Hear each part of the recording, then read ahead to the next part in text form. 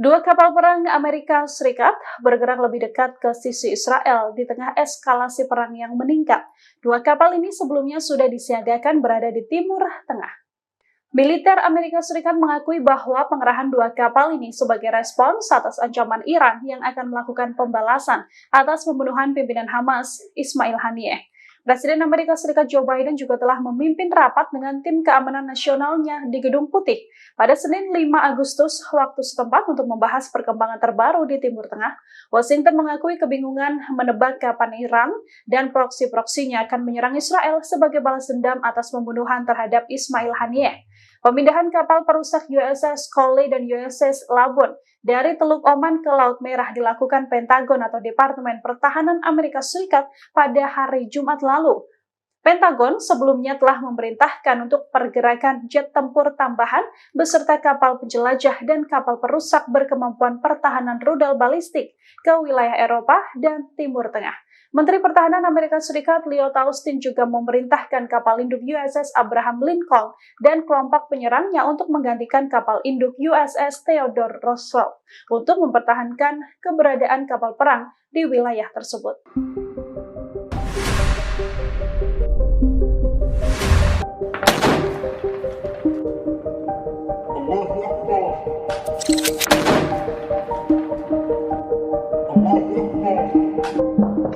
Pasukan Brigade Al-Qassam melakukan penyergapan pada kompleks lingkungan Tel Al-Sultan Barat, kota Rafah.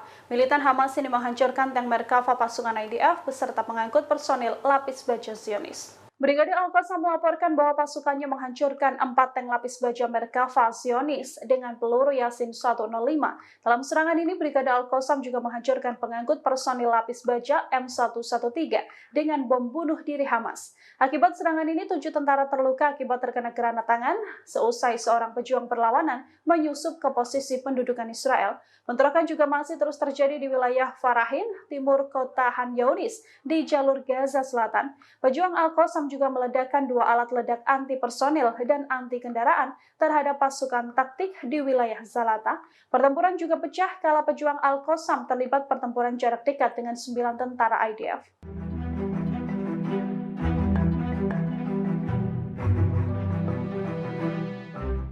Menteri Pertahanan Rusia Sergei Shoigu bertemu langsung dengan Presiden Iran Masoud Pezeshkian.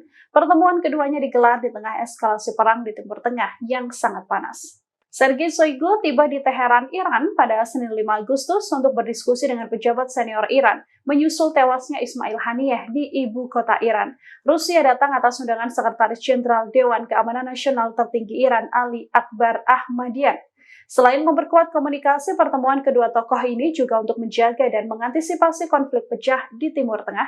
Presiden Iran juga menegaskan pertemuan dan diskusi antara Iran dan Rusia ini sebagai hari akhir dan ancaman besar bagi Amerika Serikat. Sementara itu, Shoigu menegaskan bahwa Iran adalah sekutu utama Rusia, sehingga Rusia akan all out memberikan dukungan pada Iran menghadapi serangan dari Israel dan sekutunya.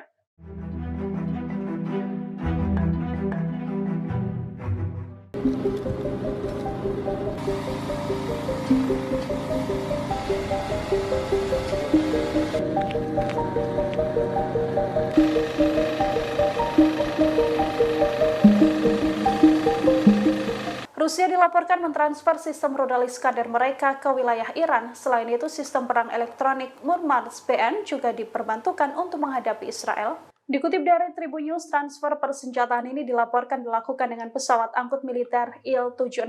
Pesawat ini melakukan penerbangan dari Rusia ke Iran pada Senin 5 Agustus. Media Defense Express menyebut Iran sebelumnya tidak pernah memiliki senjata jenis ini, sehingga persenjataan tersebut mungkin dioperasikan oleh personel Rusia karena spesialis Iran belum dilatih untuk sistem satu ini. Diketahui sistem Murmansk PN dirancang untuk menekan navigasi dan komunikasi satelit pada jarak hingga 5.000 km.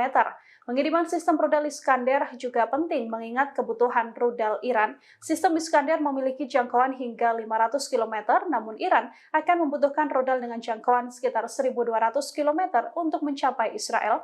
Hal ini menimbulkan kemungkinan sistem Iskander K dengan rudal jelajah R-500 yang mampu mencapai jarak 1.500 km mungkin juga telah disertakan yang telah dilakukan atau dikirimkan oleh Rusia.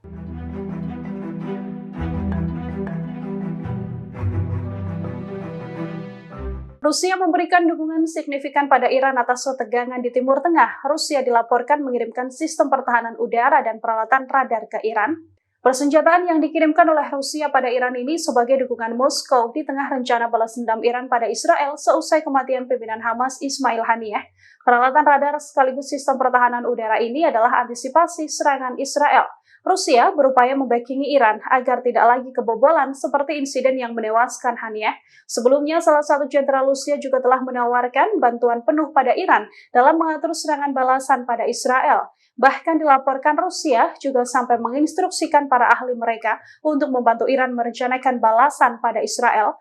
Beberapa bantuan yang diserahkan seperti perencanaan strategis dan dukungan logistik untuk serangan tersebut. Terbaru, Iran sendiri dilaporkan mendapatkan bantuan sistem rudal balistik taktik Iskander dari Rusia.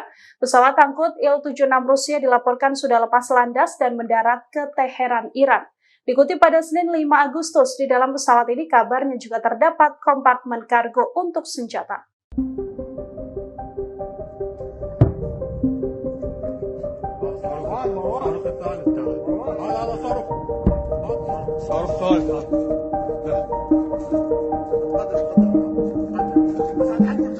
Sistem pertahanan udara canggih Amerika Serikat SIRAM yang ada di pangkalan Amerika Serikat di Irak Barat gagal beroperasi.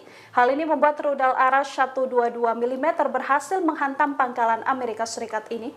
Terekam video amatir rekaman yang menunjukkan kegagalan sistem pertahanan udara di pangkalan Amerika Serikat Ain al-Asad di Irak Barat untuk mencegat rudal Arash 122 mm. Dari laporan, setidaknya 5 personil Amerika Serikat terluka akibat serangan pada Senin 5 Agustus itu. Setidaknya 2 rudal Arash dan 2 roket Katyusha ditembakkan ke pangkalan udara Al-Asad di Irak Barat. Salah satu sumber mengatakan bahwa roket ini jatuh di dalam pangkalan. Amerika sendiri juga langsung bereaksi terhadap serangan ke pangkalan militer Ain al-Asad di Irak ini. Media Israel bahkan melaporkan bahwa 2 tentara Amerika Serikat tewas dalam serangan tersebut. Otoritas militer Amerika Serikat disebut sedang menilai tingkat keparahan kerusakan yang terjadi di pangkalan ini. Gedung Putih menuturkan nantinya Washington akan melakukan langkah lanjutan merespons serangan tersebut.